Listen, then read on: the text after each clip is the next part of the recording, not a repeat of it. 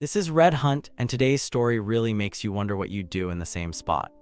In May 2024, my close friends Aaron, Paul, and Mark and I started planning a trip to Japan for May 2025. We have been best friends since middle school, which means we have known each other for over 14 years. Later that summer, my brother needed help buying a car, and I used most of my savings to assist him, which meant I could no longer afford the trip. When I informed my friends about my situation, Aaron offered to cover all my expenses. I initially refused because I felt it was a significant amount of money.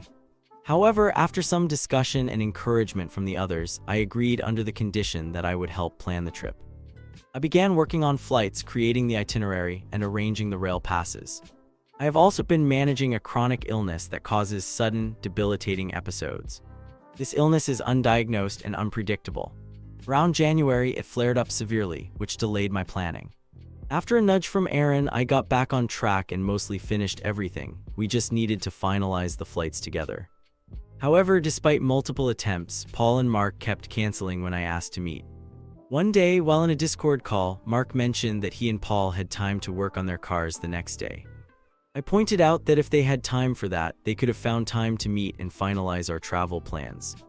Mark became defensive, left the call, and later messaged the group that he and Paul were no longer going on the trip. I took some time to cool off, then asked everyone to meet for dinner to discuss the situation. Paul canceled, so it was just Aaron and Mark with me. I asked if the Japan trip was still happening, and Mark vaguely responded, maybe later. He then casually mentioned that he and Paul had made a bet on whether I would message first, which really upset me. Later at my house, I asked Mark what he meant by that. He said he figured I would reach out eventually because the Christmas present he ordered for me was arriving at his place. That hurt. I have always been the one to reach out and make peace after arguments, and I felt like he took that for granted. I told him I felt disrespected and wanted an apology. He simply shrugged and played on his phone. After sitting in silence, I tried to ease the tension and asked if he wanted to watch something. He got up to leave. I stopped him and reiterated that I wanted an apology. He responded with a casual cool and walked out. I called him inappropriate names and said he was running away like he always does, which I admit was not my finest moment. That was 2 months ago. He has not spoken to me since except for a brief thanks when I wished him a happy birthday. I was hospitalized recently due to my illness and posted a photo in the group chat. Only Aaron responded. Their lack of care is making me wonder if I was at fault in this entire situation. Real quick though, it's kind of wild how they turned on you after you agreed to their offer for the trip. I mean, you're definitely not the jerk here. You've really put in the effort to plan, and if they're not responding, well, that's on them. Honestly, it sounds like there's more going on with them than just this mess. Reaching out again could help clear the air, but if they don't want to talk, that's their loss. It's pretty low for them to make a bet on whether you'd reach out first. They really seem to be taking your kindness for granted, especially after everything you've done. You deserve some respect, and it's just not okay for them to shrug off your feelings like that. It's a tough situation, but it sounds like you've handled it as best as you could. Just focus on the friends who actually support you, like Aaron. Am I the jerk for kicking out my sister-in-law? The youngest sister of my wife, who was 20 years old at the time, moved into our house in 2021. She had recently graduated from beauty school and started working as a part-time hairdresser in our town. The situation with her parents and other siblings is more complicated, but that is the basic context. My wife and I were newly married, raising our 2 children under the age of 2 and expecting our 3rd child. We thought we could help her gain financial stability so she could afford her own place. In the meantime, we hoped she and my wife could repair their relationship, and she could assist with the children and household chores. We asked her to buy her own groceries and help out, but we did not require any rent or utility payments. As of a month ago, it is now 2025. We have 4 children, and my sister-in-law is still living in our basement. It has reached a point where she is taking advantage of our kindness. In the past 6 months, she has entered into a relationship, and that person has also been spending time at our house. As a result, my sister-in-law no longer helps around the house because she is always with her girlfriend. We have been hinting for months that she needed to move out. We required the space. However, there was always an excuse that tugged at my wife's heartstrings, and we ended up giving her another month, then another, and another. Finally, I had enough. One night after she returned home from seeing her girlfriend, I asked her to sit down at the table with my wife and me. I informed her that she needed to move out by the following weekend. My wife supported me, although she allowed me to take the lead in the conversation, which I was comfortable with. The next morning, her girlfriend arrived, packed her belongings into her car, and they drove away. I have not spoken to her since, and my wife has only texted her a few times with minimal responses. To make matters more complicated, my sister-in-law and her girlfriend broke up, and we have heard that she is now staying on one of her friends' couches. It is important to note that she has enough income to afford an apartment. However, she continually refuses to put in the effort and money to make that happen. I do not understand her reasoning, and at this point, I do not feel sympathy for her. Sheesh, honestly, you showed way more patience than most people would. I mean, she was living rent-free, had free utilities, and still couldn't pitch in once she started dating. That's just crazy. You're not the bad guy here, you're juggling 4 kids and trying to be a landlord at the same time. It's as if she were still living in her college dorm instead of stepping up. Sometimes people just don't change until they really have to. Honestly, the idea that living together would magically fix their relationship seems super naive. Sure, your heart was in the right place, but it didn't work out. There might be deeper issues at play, like past trauma or just a refusal to grow up. If she's not willing to help herself, it totally makes sense to step back and focus on your own family and responsibilities. If she has trauma, she really needs professional help to move forward. Am I the jerk for not being there enough for my grieving friend even though I was trying to respect their space? I have been friends with another woman for a little over 2 years. I am 34 years old and autistic. One thing I have been working on is understanding social cues better and respecting boundaries. In the past, I have accidentally overstepped and caused harm by pushing too much when someone needed space. Last fall, she called me one morning, which was not unusual. However, I did not see the call until about 5 hours later because I was out of town and busy. When I finally saw it, I texted her. She informed me that her sibling's partner had passed away, which broke my heart for her. I asked if she wanted me to call or if she needed anything, and she told me she was busy. I chose not to push. Since she usually prefers space during difficult times, such as past breakups or stressful situations, I tried to follow her lead. I checked in every few days with short messages to let her know I was thinking of her and that I cared. I asked a few times if she needed anything or wanted to talk, and she consistently responded that she was okay. Over time, I noticed her pulling away. A month later, I checked in again. She mentioned that she was still grieving but doing better. When I asked if she needed anything from me, she said no. In February, the distance felt even stronger, so I called and asked to talk. During that conversation, she expressed that she was really hurt because she felt I was not there for her when she needed me.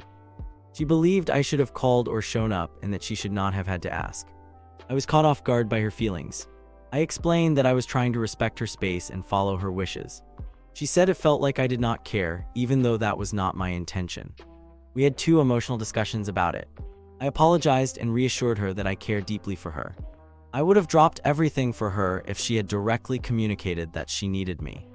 I also explained that I do not always pick up on cues and rely on people to be direct with me. She requested space again, and I respected that. Last week, I checked in, and she eventually replied with a voice note stating that she did not want to be close friends anymore. She expressed that she felt too hurt by how I handled everything. I am heartbroken. I genuinely tried to be there for her in the way I thought she needed by giving her space and checking in gently. I would have done anything if she had told me directly. I care about her a lot and never intended to make her feel alone. So am I the antagonist? You haven't done anything wrong. I mean, she could have just asked for support instead of expecting you to read her mind, right? It's been a month, and now she's trying to guilt you for not reaching out more. Honestly, your priority should be her sibling, not playing these emotional games. You checked in multiple times, and she said she didn't need anything. If she was struggling, she could have suggested grabbing dinner or going for a walk to talk it out. It sounds like she wants you to be there for her, but isn't clear about what she needs. That's just not fair to you. You did the right thing by respecting her space. It's not your fault she's feeling overwhelmed. Am I the jerk for confronting a parent whose kids were stealing all the eggs I'd hidden for my friends? Yesterday, my girlfriend, who is 32 years old, and I, who am 35 years old, organized a combination Easter and 420 get-together for some friends in a large public park. We planned an Easter egg hunt, which is a common activity in this park. We purchased around 100 plastic eggs, filled each one with 2 to 3 pieces of candy, and hid them in a designated area about 20 minutes before our friends were scheduled to arrive. Given the nice weather, we expected that some eggs might be found by children passing by, but we had enough eggs to account for some losses. Some eggs were easy to spot, while others were well hidden, and most required a bit of effort to find. While we waited for our friends to arrive, we noticed 3 children running around the area where we had hidden the eggs. They each had their arms full of eggs, easily 15 to 20 each. Their mother was trailing behind them, engrossed in a phone conversation. Eventually, we managed to get her attention, and she asked if it was okay for the children to take the eggs. My girlfriend and I were shocked. We had anticipated losing a few eggs to curious children, but this was excessive. The children collectively had taken around 50 eggs. We explained to the mother that it was not acceptable for her children to take the eggs and asked her to please have them return them. Her response was something along the lines of, "They are just kids. It is a children's holiday." I inquired whether she typically allowed her children to take candy from strangers in public parks and expressed my concern about her parenting choices. This led to her becoming defensive, and she instructed her children to leave and return the eggs. The children did throw some eggs on the ground, but still left with approximately 40 eggs in total. This amounted to around 80 to 120 pieces of candy that we had purchased for our friends and ourselves, not for random children who did not ask for permission to take them. As they left, my girlfriend jokingly called after them, "Good luck finding the ones filled with fentanyl," which was amusing, though I do not think they heard it. Now I am feeling guilty for calling the mother a bad parent in front of her children and for potentially ruining their fun. I have a tendency to feel extremely guilty whenever I stand up for myself, and I am seeking opinions on whether my reaction was justified. Was the mother's behavior unreasonable, or am I in the wrong? Loki, I get it. It's a public park, so I can see why some folks might not feel too sympathetic at first. But honestly, the mom's question about taking your stuff, yeah, that shows she knew what was up. So you definitely haven't done anything wrong. If it were my kids, they'd know right away to put things back after the first find. It's all good to enjoy spotting things, but taking them, that's a whole different story. I mean, if it were an organized hunt, that'd be one thing, but this wasn't. I really like the idea of using tokens to make it more fun without crossing any lines. Plus, doing a public hunt on 420 with candy. That could have led to so much confusion. Overall, you handled it well. Am I the jerk for walking out after my partner tried to teach me LOL, League of Legends? I am a 22-year-old female, and I have a boyfriend who is 23 years old. He enjoys playing League of Legends, and I became interested in learning the game because it makes him happy. I wanted to spend time with him while playing. One day I asked him to teach me, and he happily agreed. Everything was going well until his friend, who is also 22 years old, came to watch. For context, I am not an experienced gamer. The only game I had been invested in was The Sims 4, and I generally dislike games that involve battle features. However, after gaining some experience with games that have battles, I wanted to learn more about my boyfriend's interests. My boyfriend started teaching me the basics in the tutorial. He showed me how to play, and then I practiced on my own, which I appreciated because he was very patient with me. During my turn, his friend began to interfere. He watched me play and made comments like, "No, that's not what you use. Or you should press this button." I started to feel anxious with each comment he made because I felt like I was doing everything wrong. This was my first time playing the game, and his friend's behavior made me uncomfortable. He even said, "Why did you let her play? She can't even do the tutorial right." I have a strong dislike for this friend. He often comes across as condescending, especially towards women. He fits the stereotype of a person who would mock women for playing games like Love and Deep Space, which is a dating game, even though I spend a significant amount of time fighting monsters in that game. Feeling furious and anxious, I slammed the keyboard and walked out. My boyfriend became quiet, and I heard his friend scoff at my outburst. Later that night, my boyfriend messaged me and said that it was rude of me to slam the keyboard and that I should have ignored his friend's comments instead of walking out. I recognized that I have anger issues and that slamming the keyboard was unnecessary, but I felt overwhelmed by my anxiety and his side comments. My boyfriend's friends were divided in their opinions. Some believed that his friend was wrong for criticizing me when I was just starting out, while others sided with him simply because he was their friend and they claimed he was always like that. I was not surprised that some friends supported him, as they have always tolerated his misogynistic views. Am I the one in the wrong for walking out and slamming the keyboard? You haven't done anything wrong for sure. Honestly, don't date guys who let their friends disrespect you like that. I totally understand why you slammed the keyboard. Frustration builds up, and that dude was being rude on purpose. Your boyfriend should have told him to chill. It's just not okay for friends to act like that, and honestly, it's a red flag if he thinks it's normal. You reacted to a constant annoyance, and it's not like you were throwing a tantrum or anything. The other guy is definitely the bigger jerk here. Just remember, if this is how he treats you, it might be time to rethink things. You deserve way better than that. Am I the jerk for arguing with my roommate about an emotional support dog? I am a 20-year-old female college student sharing an apartment with 3 other females. My primary roommate, a 19-year-old female, often invites friends over to watch movies on the television I purchased for our common area. I generally do not mind this, as her friends are usually polite. However, a few weeks ago, I returned to the apartment and was surprised to be greeted by a random dog. I have a significant fear of dogs due to a childhood incident where I was attacked. It does not matter how big or small the dog is, I am frightened of them all. The dog was small and sitting on our couch while my roommate was next to it watching a movie. I quickly ran to my room, avoiding the dog, and called one of my other roommates for clarification. She informed me that a friend of my primary roommate had brought her dog along to watch movies in our common area. I had only seen my roommate when I entered, which left me confused. I later learned that the friend had left her dog in our apartment while she returned to her own apartment to retrieve something she had forgotten. Initially, I thought this was a one-time occurrence, but it happened again. This time, my roommate and her friend were in our common area with the dog running around. I felt uncomfortable once more, so I left the apartment and decided to text my primary roommate after her friend departed. I asked if she could give me a heads up when that friend was coming over. She questioned why I needed that information. I explained my fear of dogs and expressed that I did not want to be caught off guard when I returned to the apartment. My roommate became very angry and accused me of being ableist, stating that the dog was an emotional support animal. I was upset, and I must admit I lost my temper. I clarified that my concern was not about the emotional support aspect, but rather about being informed that something I fear was unexpectedly in my living space. She continued to call me ableist and subsequently blocked me.